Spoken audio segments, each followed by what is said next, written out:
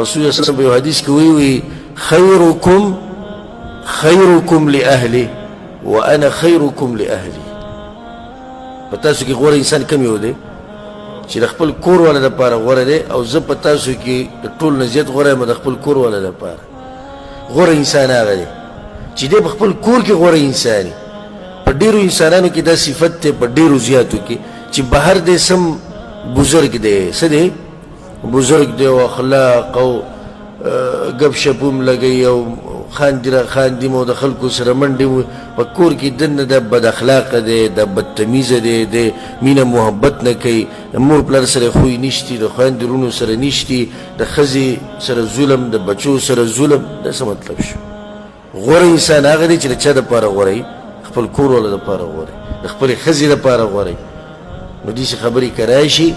چېرته ښځه داسې خبرې وکړي، مطالبه وکړي، یو نیم خبره زیاته وکړي، ته به څه کوې؟ بدل به ته اخلي؟ صبر به هم کوې، لږ د صبر نه به هم کار اخلي. صرف دا نه چې تا په سوټي او په دغه شي دي نظري چې زه به دې سره ګورم. بل دا چې زه دې یو خبره وکړم، دا فایدهمند خبره، د خپل زور مقارنه کول د ښځې د زور سره د ځان له یو کم عقلتیا ده. لکه اوچت سړي خوی صحیح هغه داسې لکه اوس یو غټ سړی دی، غټ سړی مطلب غټ خوی دی، الله ورله ډېر عزت ورکړی، او دی ناست دی په یو پروګرام کې، او یو کس راغی سپک چې هېڅ هم نه دی،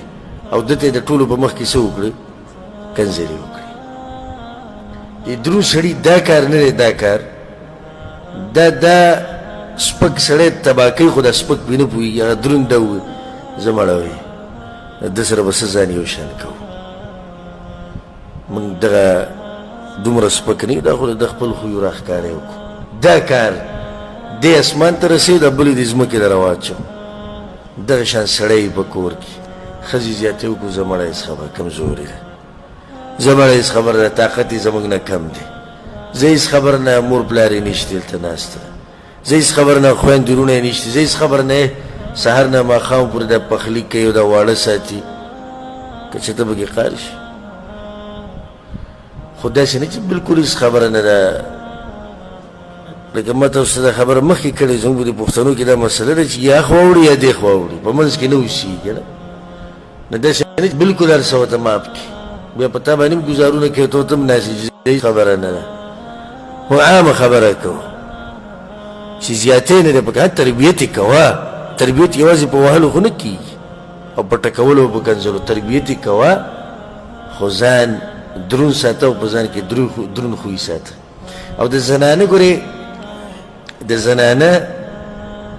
همیشه هغه خاوند خوښي چې دغه اخلاق ښایسته او هغه خاوند یې بدې شي چې بد اخلاق وي. والله العظیم که د ښځې الا ده چې نادرا چې د یو نیمه ښځه به وي، ښځه دې ته نه ګوري چې زما د خاوند شکل څنګه دی او څنګه نه دی. هغه د 11 زنانو هغه قصه ما بیان کړې، تفصیلا تاسو اورېدلي. د 11 ښځې زنانه را جمع شوې وې د عایشه رضی الله عنها په خوا کې، او هر یوې ښځې د خپل خاوند قصه کوله.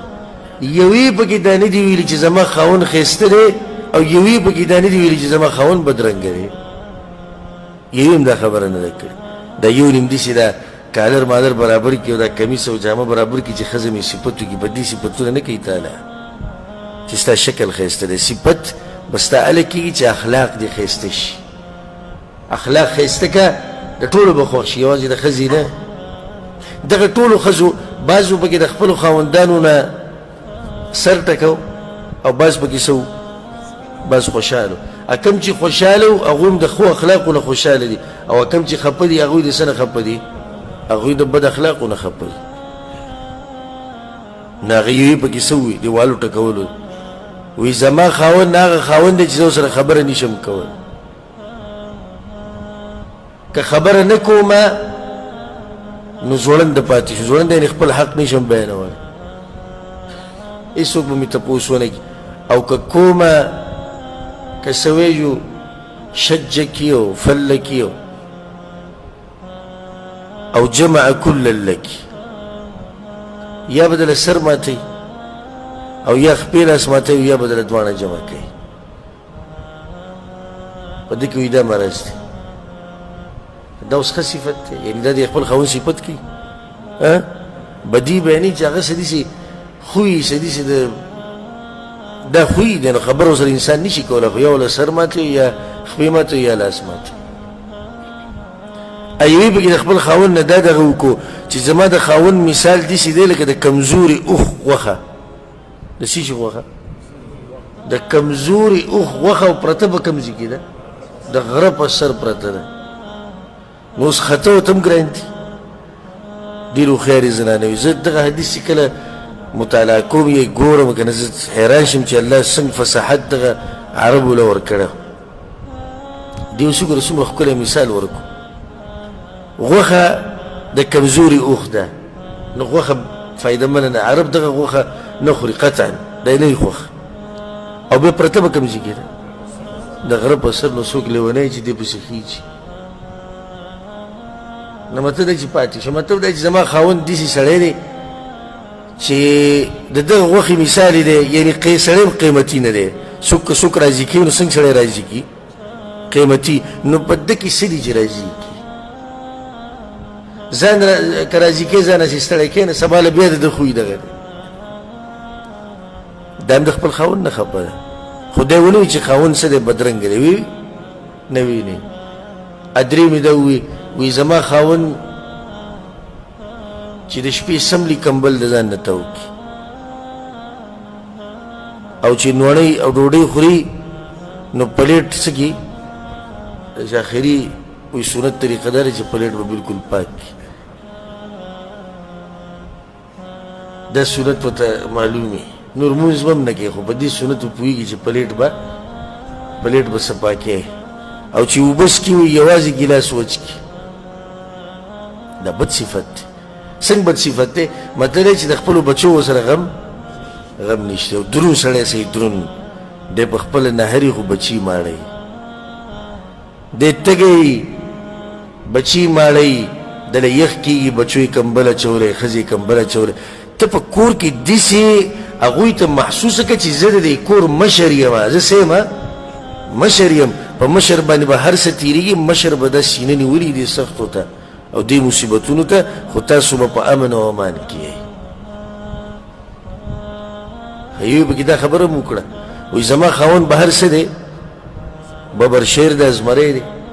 دننه کور ته چې راشي د هغه نه پړانګ جوړ شي بیا اوده پروت وي په مخ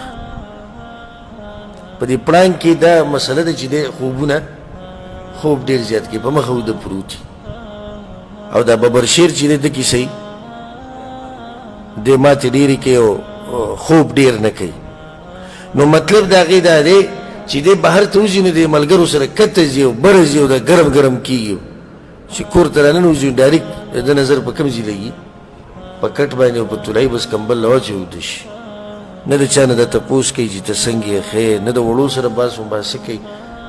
نه نور څه تپوس کوي او داسې ډېر صفات یې ذکر کړو زه هغه تفصیل له نظم خو دا ټولې زنانه کومې چې تنګې دي خپلو خاوندانو